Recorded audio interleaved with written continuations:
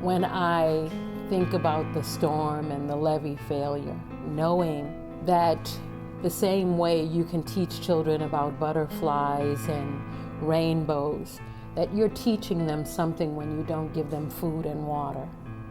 They're still learning something. Most kids that suffer through traumatic events or tragedies in their lives, they have a one-time experience and then they go back to a semi-normal state. This is different. Our city is still very devastated, and there's evidence of that devastation in every part of their lives. The actions and the decisions that came out of Washington did not directly support children and families. And I think we could do that better if we really took kids and families seriously. This is Morning Edition from NPR News. I'm Renee Montaigne. And I'm Steve Inskeep. Hurricane Katrina is coming ashore along the Gulf Coast this morning. The storm has been downgraded. Obviously, we could have done a much better job of evacuating. We knew that a huge percentage of our population didn't have transportation. So having a mandatory evacuation is that name only.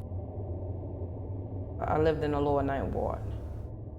It was a lot of water all of a sudden. Water started coming through the floor, coming through the toilet, coming through the sinks, coming through the tub. My youngest son was like, "Mom, we got to swim, we got to swim." It's like, yeah, we're gonna have to swim out. In the dark, when it was night, you could hear people, "Help, I'm stuck in my attic, I'm drowning." It's just like a moan gone over, the whole night walk, because that's all you can hear. The critical first days, nothing happened, and it set a tone of slow recovery that we are now really struggling to change. 5 days in the Superdome. More kids than adults. Plenty of kids. And was there anything for them to do? No. And every time they tried to do something to entertain themselves, they were shut down by National Guard. If they're trying to get on the field and run around a little bit or play football or laugh or dance or jump, it was always shut down. And I think huge mistakes were made at every level, and that includes federal, state, and local, frankly. But the federal government really has the resources and help should have been in place long before it actually was. The first 2 days, I was expecting them to be there. Oh, they're not here today, but they'll be here tomorrow. But tomorrow never came.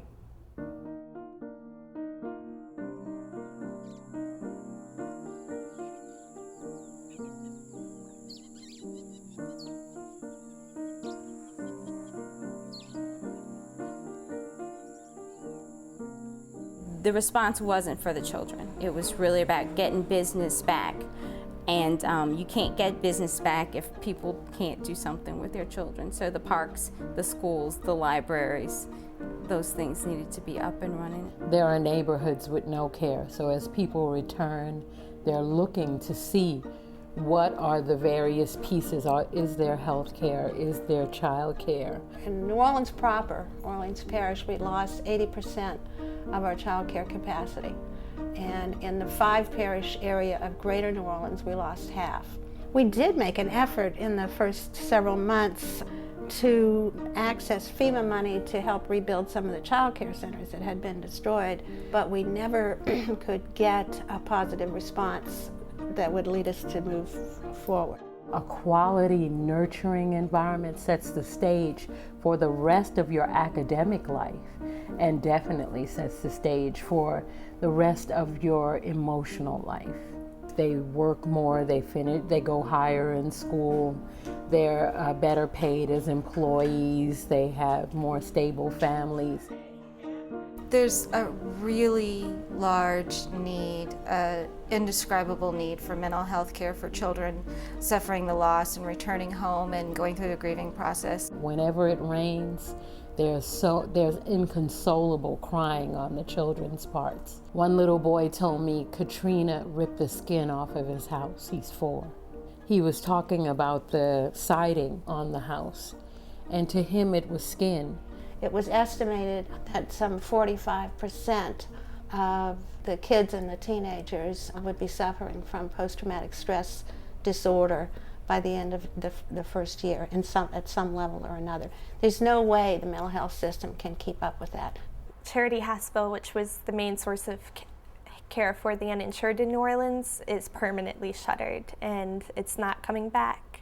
So there is some question as to, even if doctors were to return in larger numbers, if they would have offices to go to and hospitals to provide care at. The money that comes down from the federal government via the Stafford Act, which is for crisis counseling but no long-term treatment, is nowhere near going to fill the hole that's there. Children, by their very nature, have to be cared for, have to be given to, have to be planned for. And you can tell the more successful the planning and the caring for children is, the more successful the city. You know, the whole business about the village raising children is true. And we need to support the capacity of the village to really do the job that's set in front of it. The policymakers need to know that New Orleans is a worthwhile investment, and this city is a culture unique unto itself that when it thrives beautifully, and it's special. And to let it wither away is a loss that's immeasurable.